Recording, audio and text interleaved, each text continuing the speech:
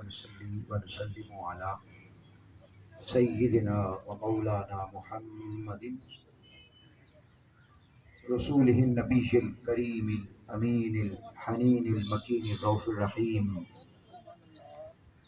أما بعد فأعوذ بالله من الشيطان الرجيم. بسم الله الرحمن الرحيم. وما أرسلناك إلا رحمة للعالمين. صدق الله مولانا العظيم. معزز و محترم و مکرم و محتشم جناب چیئرمین صاحب، محترم المقام جناب صدر محترم، دیگر معزز خوبصورت حسین چہرے جو سٹیج پر تشریف فرما ہیں، میں نام نہیں لیتا، نام لے لیے گئے ہیں آلریڈی. اور آج کے دوسرے روز اس محفل پاک میں شریک جملہ احباب مرد و خواتین، بحمد اللہ تعالی، اللہ کی توفیق سے اور آقا علیہ الصلوۃ والسلام کے نالین پاک کے تصدق سے غالباً مجھے بھی 5واں سال ہے کہ میں یہاں پر اپنی نوکری، اپنی خدمت پیش کرنے کے لیے حاضر ہوتا ہوں، اور تسلسل کے ساتھ اس غلامی کو ادا کرنے کے لیے اللہ پاک نے ڈیوٹی لگائی ہے آپ لوگوں کے توسل سے. میں صبح 5 بجے آزاد کشمیر سے لاہور پہنچا اور مجھے حکم ہوا اور میں حاضر ہو گیا. اللہ پاک ہماری ان سنگتوں کو دنیا میں بھی قائم رکھے اور کل آخرت میں بھی قائم رکھے.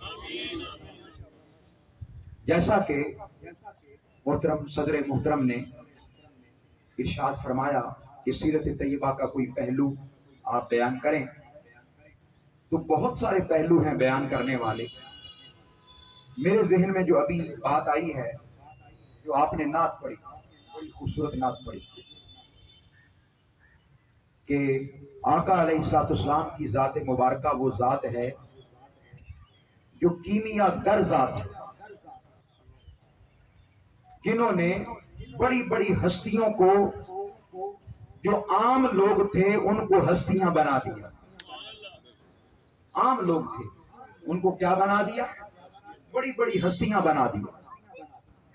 اور بعض لوگوں کے ذہنوں میں یہ سوال پیدا ہوتا ہے کہ شاید فیض کا یہ چشمہ اب بند ہو گیا.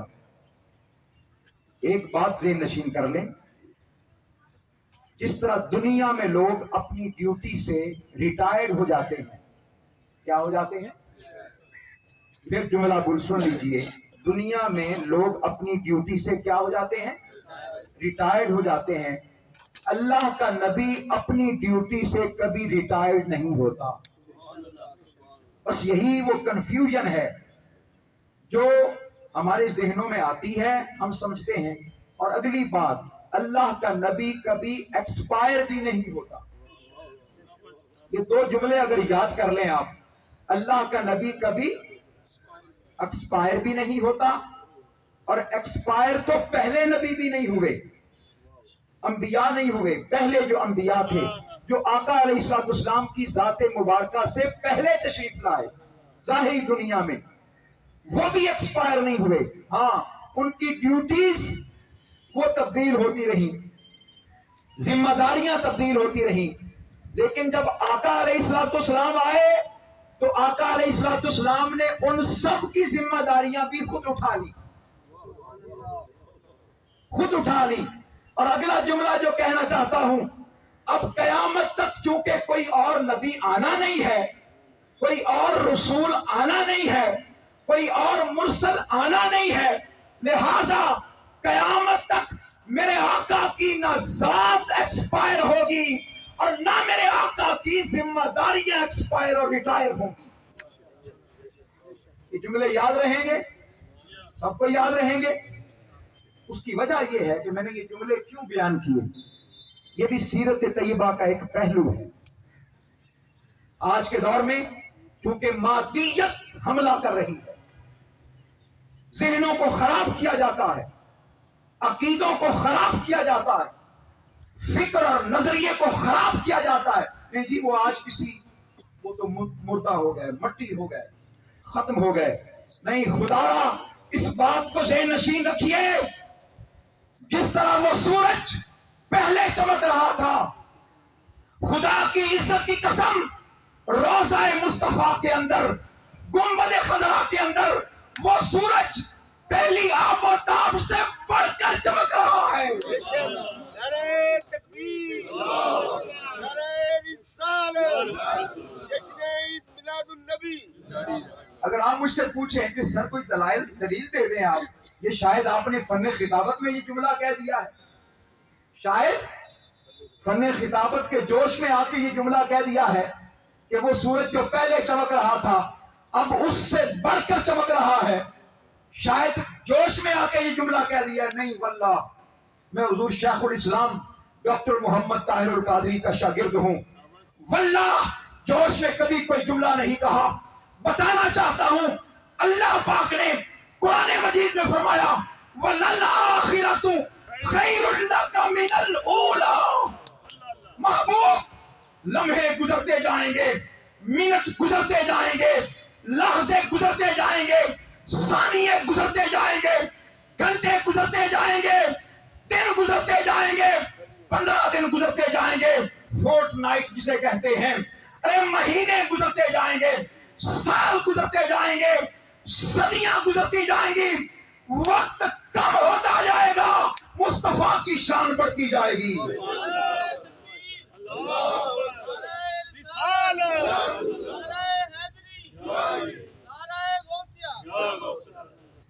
یہاں پر جو بات روک کر آپ کی بارگاہ میں عرض کرنا چاہتا ہوں, اللہ پاک نے جو حضور کو ایک شان عطا فرمائی, وَمَا أَرْسَلْنَاكَ إِلَّا رَحْمَةً لِلْعَالَمِينَ.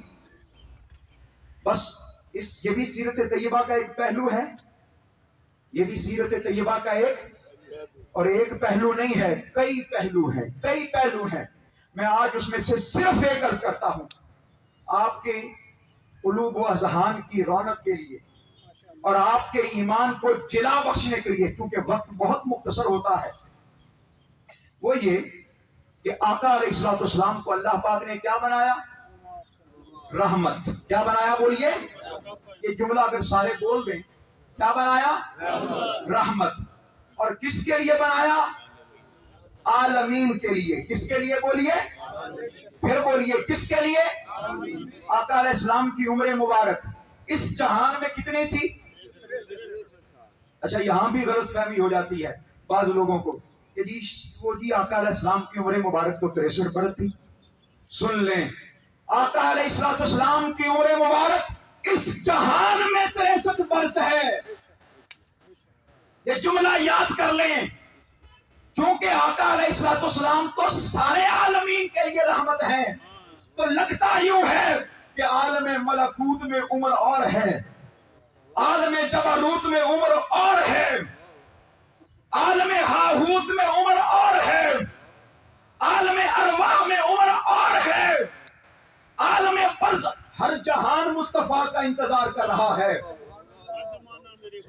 ہر زمانہ, وہ اللہ حضرت نے کہا تھا کہ یوں تو عمر ہے لاکھوں برس کی تیری, مگر ہے تازہ شباب تیرا.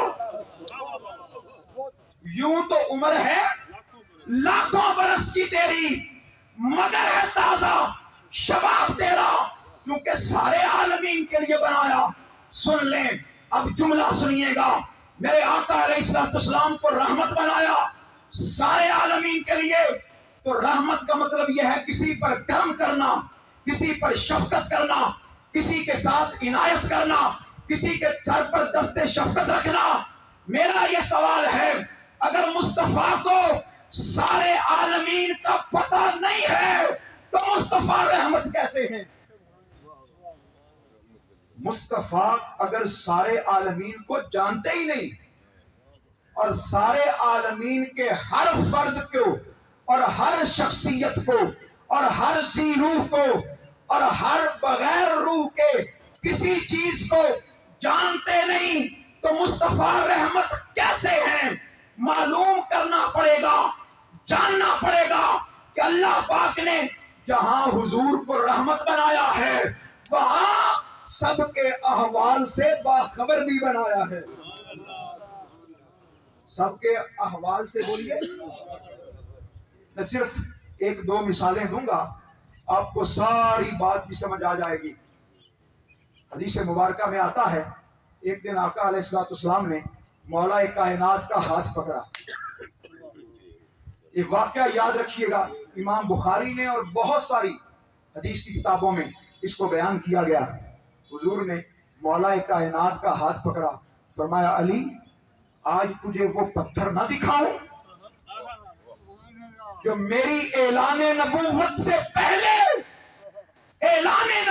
پہلے میں گزرا کرتا تھا تو وہ پتھر مجھ پر درود و سلام پڑھتا تھا. نعرہ تکبیر، نعرہ رسالت، نعرہ رسالت. وہ پتھر آؤ دکھاتا ہوں علی. حضور لے گئے, فرمایا یہ پتھر ہے جو مجھ پر درود و سلام پڑھتا تھا. خدا کی عزت کی قسم, خدا کی عزت کی قسم اٹھا کے بتا رہا ہوں, اگر کوئی پتھر مصطفیٰ سے دل لگا لے, مصطفیٰ سے محبت کر لے, وہ جو آپ نے پتھر والا شعر پڑھا تو میں نے چاہا کہ آج اسی موضوع پر بات کرتا ہوں. کوئی پتھر اگر مصطفیٰ سے دل لگا لے, میرے آقا کی بارگاہ میں اپنا عجز و نیاز پیش کر دے, خدا کی عزت کی قسم مصطفیٰ اس پتھر کو بھی یاد رکھتے ہیں, پتھر کو بھی یاد رکھتے ہیں. آقا علیہ السلام نے فرمایا ھذا جبل احد یحبنا ونحبہ. ہائے ہائے, سنیے گا, بڑے غور سے سنیے گا. فرمایا یہ جبل احد یہ ہم سے محبت کرتا ہے اور ہم اس سے محبت کرتے ہیں. اچھا, بندے کا تو پتھر سے محبت کرنا سمجھ آتا ہے, بندے کا تو پتھر سے محبت کرنا بولیے بھائی سمجھ آتا ہے, لیکن پتھر کا تو دل ہی نہیں ہوتا. پتھر کا تو دل ہی نہیں ہوتا. اس نے مصطفیٰ سے محبت کیسے کر لی؟ سن لیں, یہاں پر یہ بات عرض کرنا چاہتا ہوں, مصطفیٰ سے محبت کرنے کے لیے دل بھی ضروری نہیں ہے. مصطفیٰ سے محبت کرنے کے لیے دل بھی ضروری نہیں ہے.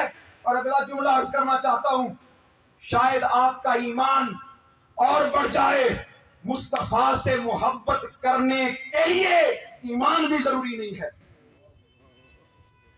کیونکہ آقا علیہ الصلوۃ والسلام تشریف لائے ہیں عالمین کے لیے. کس کے لیے بولیے؟ حضور پر صرف مسلمانوں کا اجارہ نہیں ہے.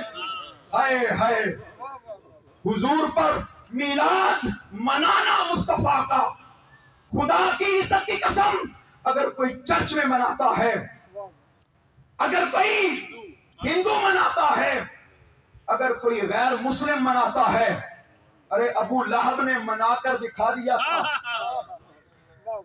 میں دلیل پر دلیل دوں گا.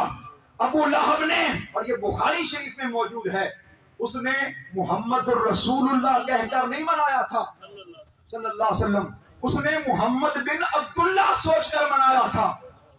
لیکن بخاری شریف میں آتا ہے کہ اس کو خواب میں دیکھا گیا, بری حالت تھی. کسی نے پوچھا بتاؤ معاملہ کیا ہے؟ اس نے کہا معاملہ تو بہت خراب ہے, لیکن جب پیر کا دن آتا ہے, ہائے ہائے, پیر کا دن آتا ہے تو خدا کی عزت کی قسم میرا عذاب کم کر دیا جاتا ہے. اور میری اس انگلی سے, جس انگلی سے میں نے میلاد منایا تھا, دودھ کی سبیلیں لگانے والوں, مصطفیٰ کے میلاد پر لنگر پکانے والوں, اگر کوئی صرف انگلی سے اشارہ کرے کہ محمد بن عبداللہ کی ولادت پر تمہیں آزاد کیا, تو اس کو جہنم میں بھی اگر اجر ملے تو جو کلمہ پڑھ لے مصطفیٰ کا, جو محبت کر لے مصطفیٰ سے, جو میلاد منا لے مصطفیٰ سے, جو ایمان کی حالت میں لنگر بنا لے مصطفیٰ کا, ارے بتائیے اس کا عالم پھر کیا ہوگا؟ نعرہ تکبیر، نعرہ رسالت، نعرہ حیدری، نعرہ غوثیہ. کتابیں بھری پڑی ہیں, حافظ ابن کثیر نے بیان کیا اور دیگر کتابوں. میں نے حافظ ابن کثیر کا حوالہ اس لیے دیا کہ وہ امام ابن تیمیہ کا شاگرد ہے. اس کا بولیے لوگ اس کو دوسرے عقیدے کا سمجھتے اور امام ابن تیمیہ کا داماد ہے. حافظ ابن کثیر اماد الدین ابن کثیر یہ امام ابن تیمیہ کا داماد ہے. تو اس کے عقائد کا پرچار یقیناً اس نے کیا ہوگا.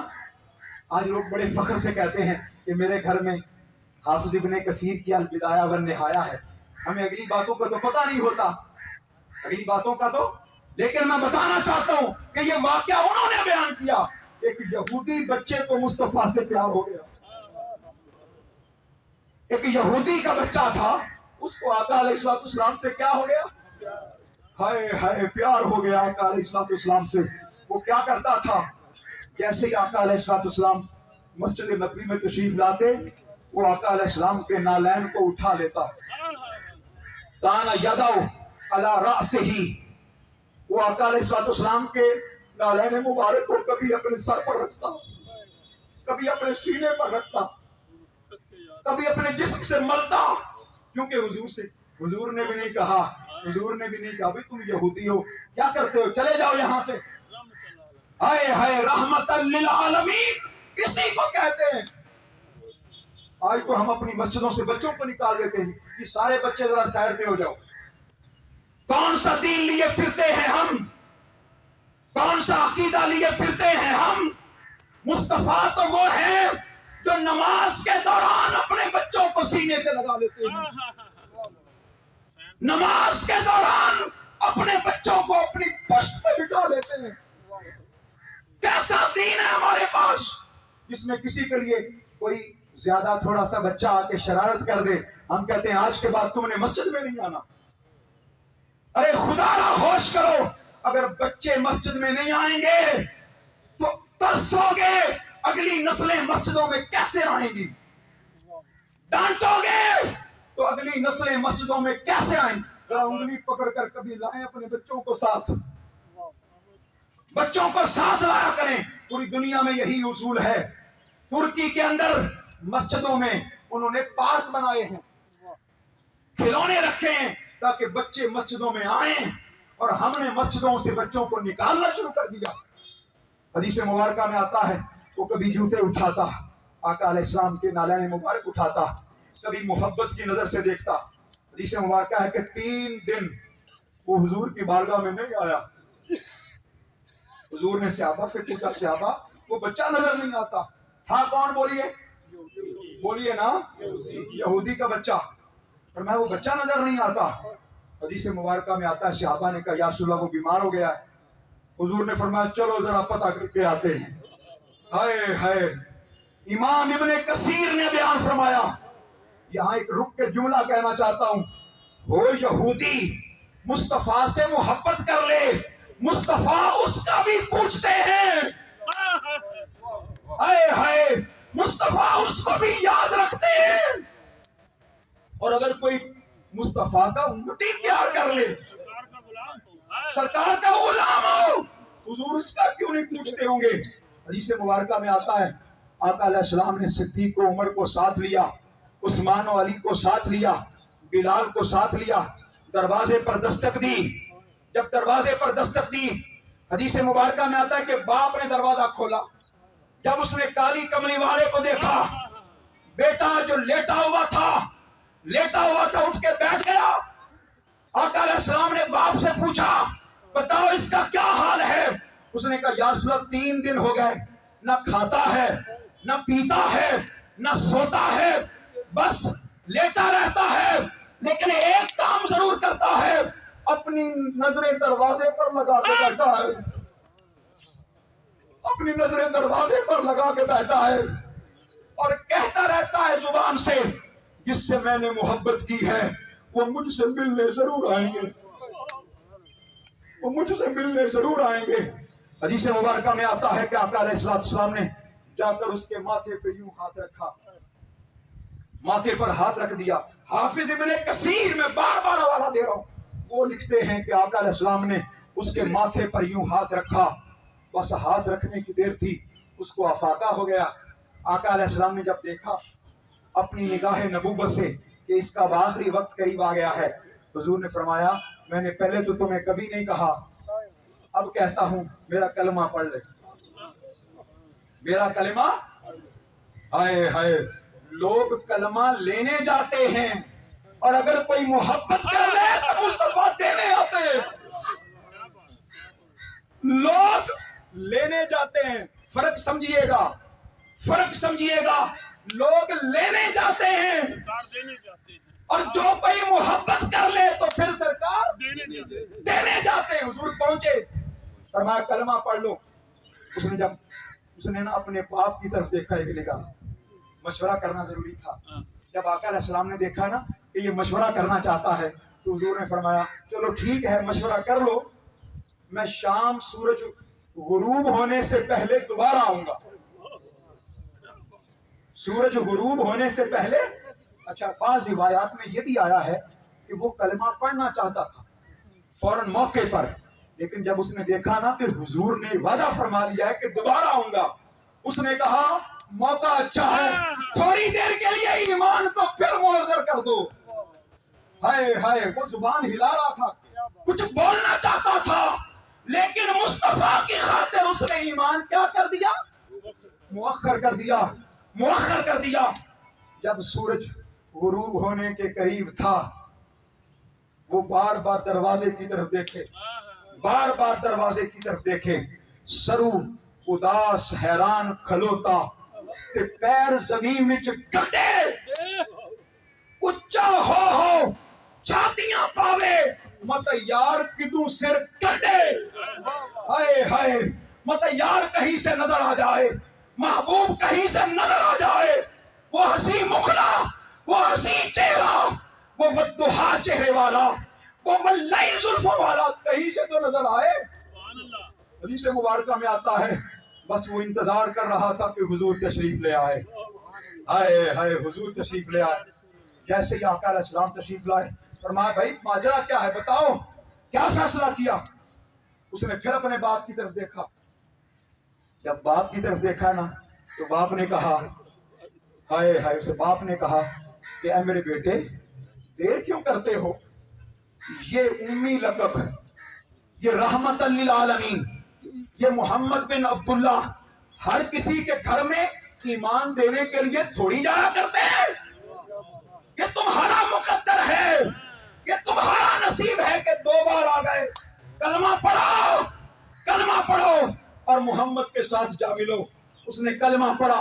حدیث مبارکہ میں آتا ہے جیسے ہی کلمہ پڑھتا گیا اس کی روح قفس انصری سے پرواز کر گئی. روح قفس انصری سے، لگتا ہے وہ انتظار کر رہا تھا، روح قفس انصری سے پرواز کر گئی. حضور نے فرمایا ابو بکر اٹھاؤ اسے، عمر اٹھاؤ اسے. میرا سوال ہے آپ لوگوں سے، اس نے کوئی نماز پڑھی تھی؟ بولیے بھائی. میرا خیال ہے اس نے غسل بھی نہیں کیا. ایمان لانے کے بعد جو غسل کرتے ہیں وہ بھی نہیں کیا. نہ کوئی نماز، نہ کوئی روزہ، نہ کوئی حج، نہ کوئی زکات، کوئی عمل نہیں. بس کیا کیا؟ محبت کی نظر سے اور ایمان کی نظر سے مصطفیٰ کو تکا. میں بتانا چاہتا ہوں کہ ایمان کیا ہے، میں بتانا چاہتا ہوں کہ عقیدہ کیا ہے، میں بتانا چاہتا ہوں کہ نظریے کو، عقیدے کو، ڈاکٹرائن کو صاف اور ستھرا کیسے کر سکتے ہیں.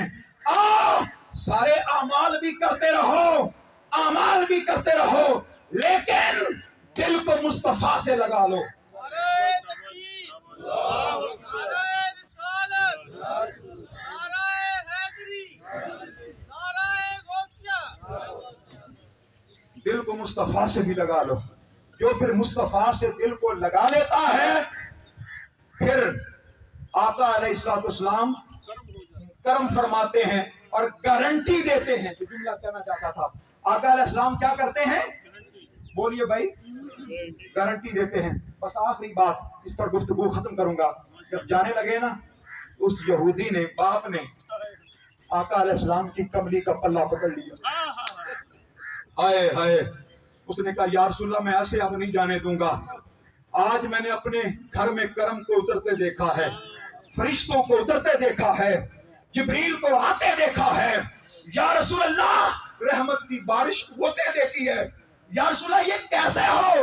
کہ میرا بیٹا تو جنت میں جائے اور میں جہنم میں جاؤں، مجھے بھی کلمہ پڑھا کے مسلمان کر دیجیے۔ سبحان اللہ، نعرہ تکبیر، نعرہ رسالت، جشن عید میلاد النبی۔